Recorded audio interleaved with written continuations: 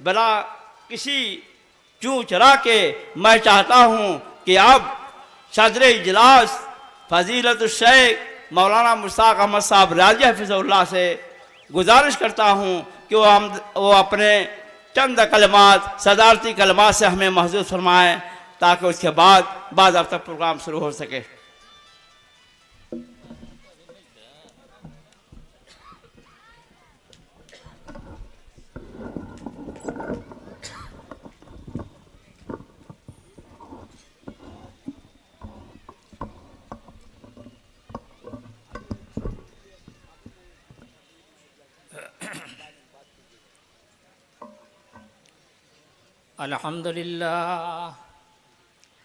अल्हम्दुलिल्लाह नहमदुहु व नस्तईनुहु व नस्तगफिरुहु व नुमिनु बिही व नतवक्कलु अलैहि व नऊज़ु बिल्लाहि मिन शुरूरि अनफुसिना व मिन सय्यिआति अअमालिना मन यहदिहिल्लाहु फला मुज़िल्ल लहु व मन युज़लिलहु फला हादिय लहु व अशहदु अल्ला इलाहा इल्लल्लाहु वहदहु ला शरीका लहु व अशहदु अन्ना मुहम्मदन अब्दुहु व रसूलुहु अम्मा बाद अऊज़ु बिल्लाहि मिनश शैतानिर रजीम बिस्मिल्लाहिर रहमानिर रहीम या अय्युहन्नासु इत्तक़ू रब्बकुमुल्लज़ी ख़लक़कुम मिन नफ़्सिन वाहिदतिन व ख़लक़ मिनहा ज़ौजहा व बस्स मिनहुमा रिजालन कसीरन व निसाअ वत्तक़ुल्लाहा अल्लज़ी तसाअलूना बिही वल अरहाम इन्नल्लाहा काना अलैकुम रक़ीबा या अय्युहल्लज़ीना आमनु इत्तक़ुल्लाहा हक़्क़ तुक़ातिही व ला तमूतुन्ना इल्ला व अंतुम मुस्लिमून या अय्युहल्लज़ीना आमनु इत्तक़ुल्लाहा व क़ूलू क़ौलन सदीदन युस्लिह लकुम अअमालकुम व यग़फ़िर लकुम ज़ुनूबकुम व मन युतिइल्लाहा व रसूलहु फ़क़द फ़ाज़ फ़ौज़न अज़ीमा।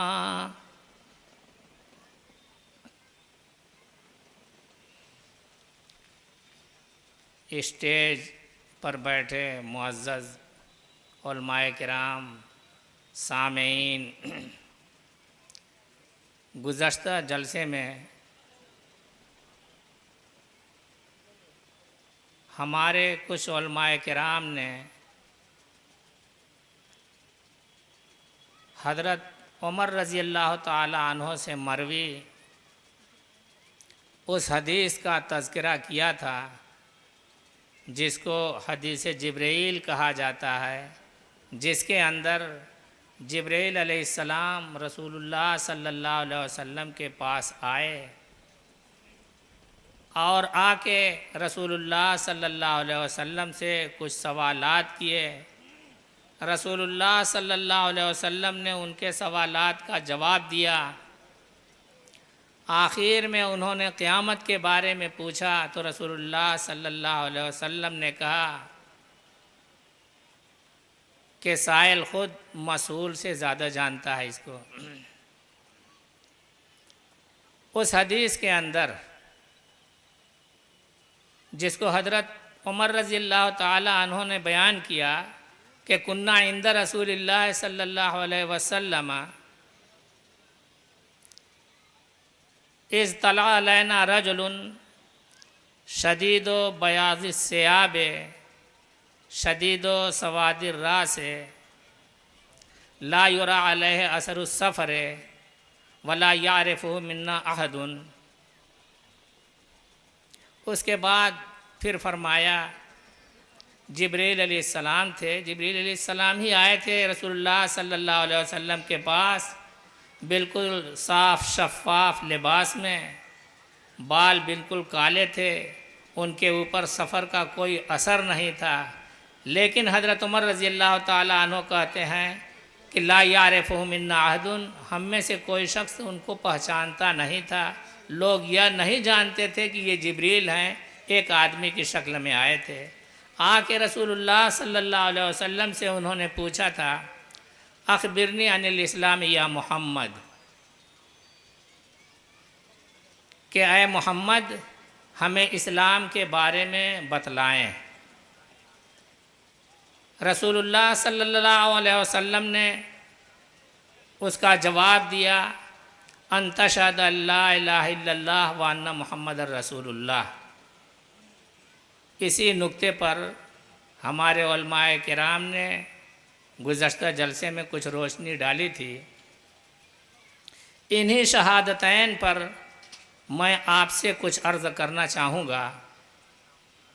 रसूलुल्लाह सल्लल्लाहु अलैहि वसल्लम ने इस्लाम की तारीफ़ बतलाई, अन तशहद अल्ला इलाहा इल्लल्लाह, कि आप गवाही दें कि अल्लाह के अलावा कोई माबूद नहीं है, और ये गवाही दें वान तशहद अन्ना मुहम्मद रसूलुल्लाह, के गवाही दें कि मोहम्मद अल्लाह के रसूल हैं। अल्लाह के माबूद होने की गवाही का माना क्या है? कहने को तो हर आदमी कहता है ला इलाहा इल्लल्लाह मुहम्मदुर रसूलुल्लाह, अशहदु अल्ला इलाहा इल्लल्लाह व अशहदु अन्ना मुहम्मदर रसूलुल्लाह, कि हम गवाही देते हैं कि अल्लाह के अलावा कोई माबूद नहीं, हम गवाही देते हैं कि मोहम्मद सल्लल्लाहु अलैहि वसल्लम उसके रसूल हैं। इनको ज़बान से अदा करने के बावजूद दुनिया के अंदर हर वो काम जो ख़ुद अपने को मुसलमान कहने वाले हैं वो करते हैं, जो सरासर इन दोनों कलमे के ख़िलाफ़ है। अल्लाह तबारक व तआला के माबूद होने की गवाही का मतलब ये कि अल्लाह तबारक व तआला को उसकी ज़ात के अंदर, उसकी सारी सिफ़ात के अंदर तने तनहा माना जाए। अल्लाह तबारक व तआला की सिफ़त है अज़ीज़ुल मोमिनुल जब्बारुल मुतकब्बिर, अज़ीज़ुन हकीम। मुख्तलिफ़ अल्फाज के साथ कुरान के अंदर जो आयात हैं उनको जब शुमार करेंगे तो अल्लाह तबारक व तआला के 99 सिफ़ती नाम हैं। उन सिफ़ती नामों के होने का मतलब कि वो 99 चीज़ें हैं जो अल्लाह तबारक व तआला के साथ ख़ास हैं। उनके बारे में अगर वो सिफ़त किसी और के अंदर मानी जाए, चाहे वो जुज़वी तौर पर मानी जाए या कुल्ली तौर पर मानी जाए, तो वो शिर्क समझा जाएगा। अल्लाह ताला अलीमुन बेज़ाति सुदूर, दिलों की बात को जानने वाला है। अगर आप किसी के बारे में मानते हैं कि फ़लाँ आदमी लोगों के दिलों का हाल जान जाता है, तो ये दर हकीकत आप अल्लाह तबारक व तआला के साथ शिर्क करते हैं। अगर किसी के बारे में ये आपका गुमान है कि वो हमारी मुरादें पूरी कर देता है, हम उससे जो कहेंगे, जो मांगेंगे वो दे देगा, हालांकि वो चीज़ अल्लाह तबारक व तआला के कब्ज़े कुदरत की है, उसके अंदर किसी तरह का इंसानी दखल नहीं है, तो ऐसा यकीन और ऐसा अक़ीदा रखना इस्लामी अक़ीदे के सरासर ख़िलाफ़ है। रसूलुल्लाह सल्लल्लाहु अलैहि वसल्लम के बाद जो खुलफ़ाए राशिदीन का दौर आया, फितने उन्हीं के ज़माने से शुरू थे। मैं दो एक मिसाल देके आप लोगों को समझाने की कोशिश करूँगा। चूँकि मौलाना मौजूद हैं सुबह से, इसलिए मैं ज़्यादा वक्त नहीं लूँगा, लेकिन इन दो कलमे शहादतैन अशहदु अल्ला इलाहा इल्लल्लाह व अशहदु अन्ना मुहम्मद रसूलुल्लाह के बारे में, खुलफ़ाए राशिदीन का क्या तरीक़ा था, खुलफ़ाए राशिदीन किस ढंग से इस पर अमल करते थे, इसको जानने की ज़रूरत है। हज़रत अली रज़ी अल्लाह ताला अन्हु खलीफ़ा राशिद, जो खुलफ़ाए राशिदीन में चौथे नंबर पर हैं, जब इनकी हुकूमत कायम हो गई और इनके मानने वाले खारजियों के अलावा जो शियान अली अपने को कहते थे, इनके साथ अक़ीदत उनकी जब ज़्यादा बढ़ी तो उनके अंदर एक अक़ीदा पैदा हुआ, और वो ये कि अली के अंदर उलूहियत और खुदाई का कुछ मादा है, अली के अंदर कुछ खुदाई पाई जाती है। जब इसका पता हज़रत अली रज़ी अल्लाह ताला अन्हो को लगा तो हज़रत अली रज़ी अल्लाह ताला अन्हो ने उन्हें बुलाया, उन्हें बुला के समझाने की कोशिश की और उनसे तौबा तलब किया, उनसे इस बात की दरख्वास्त की, बज़ोर कहा कि आप इससे तौबा कीजिए, ये इस्लामी अक़ीदे के सरासर ख़िलाफ़ है।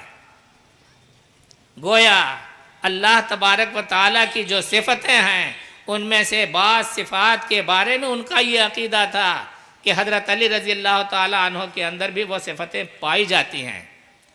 जब वो लोग इससे बाज नहीं आए तो हज़रत अली रज़ी अल्लाह ताला अन्हो ने एक खंदक खुदवाई, खंदक के अंदर लकड़ियाँ डलवाई, लकड़ियों को आग लगा दी और इन गलत अकीदा रखने वालों को उठा के जिंदा उस आग के अंदर डाल दिया और सब के सब उसी के अंदर जल के मर गए। इस्लाम में किसी को आग का अजाब देने से मना किया गया है। रसूलुल्लाह सल्लल्लाहु अलैहि वसल्लम की हदीस है, ला तुअज़्ज़िबू बिअज़ाबिल खालिक, कि खालिक जिन चीज़ों के ज़रिए अजाब देगा उसका किसी को अजाब न दिया जाए। लेकिन इन लोगों ने जो अक़ीदे के अंदर खुराफात पैदा की थी, इनका जुर्म इतना सख्त था कि हज़रत अली रज़ी अल्लाह ताला अन्हो ने इनके जुर्म की शिद्दत को महसूस करते हुए इन्हें जलती हुई आग में डाल के ख़त्म करवा दिया।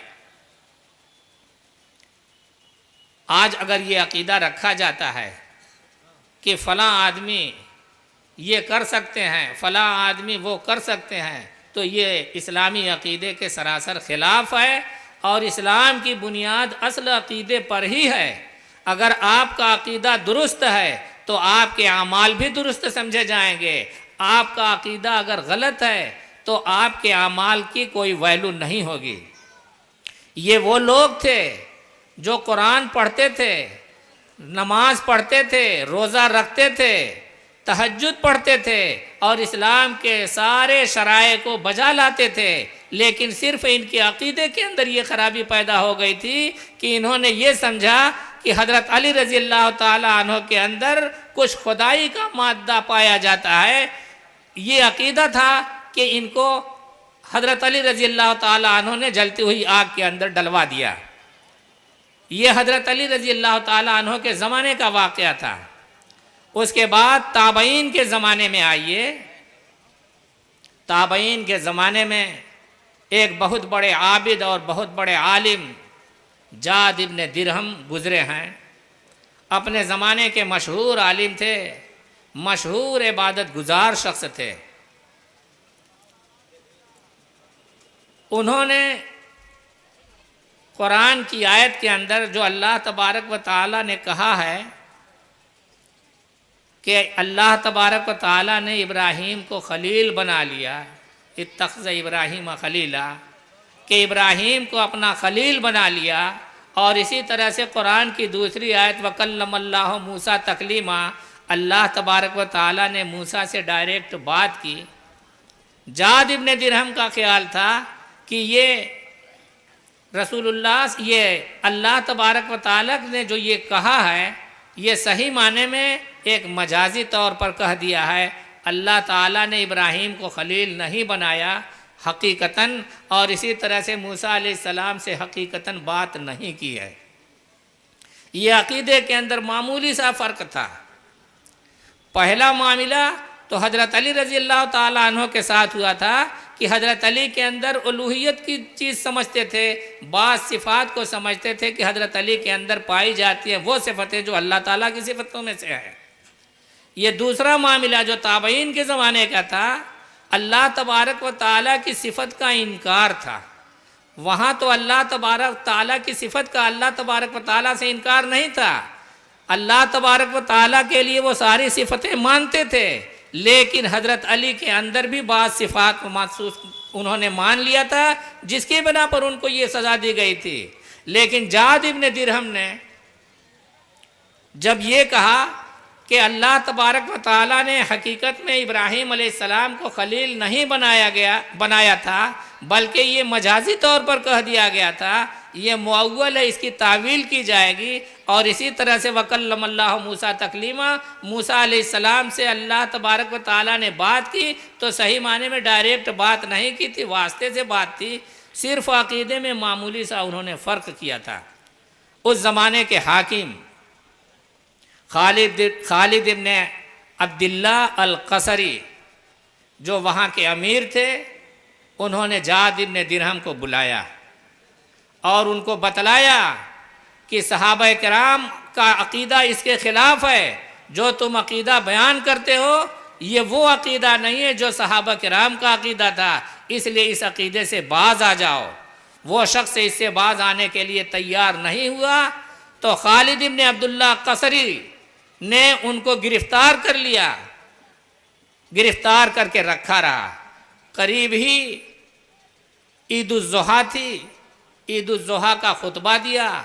अमीर ही ख़तीब होता है, चाहे वो ईदगाह का ख़तीब हो, चाहे वो मस्जिद का जुमे का ख़तीब हो।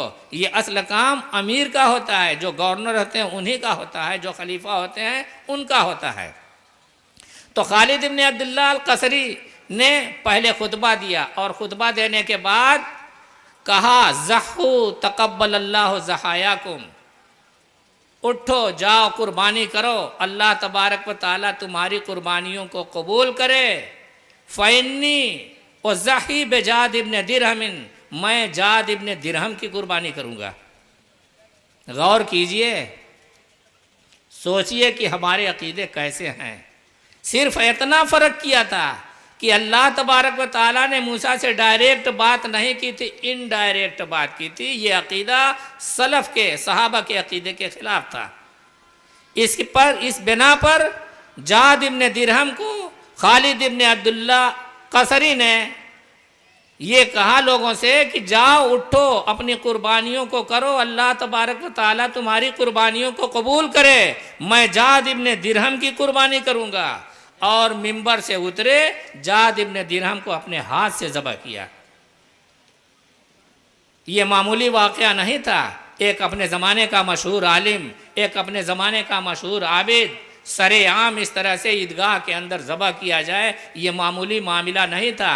लेकिन इब्न क़य्यिम रहमतुल्लाह अलैह लिखते हैं कि तमाम उलमा ने इस काम को पसंद किया, खालिद इब्न अब्दुल्ला अल कसरी के इस काम की तहसीन की, और एक आदमी ने भी इसे बुरा नहीं माना, बल्कि सबों ने कहा कि उसके साथ जो हुआ ऐसे शख्स के साथ ऐसा ही होना चाहिए।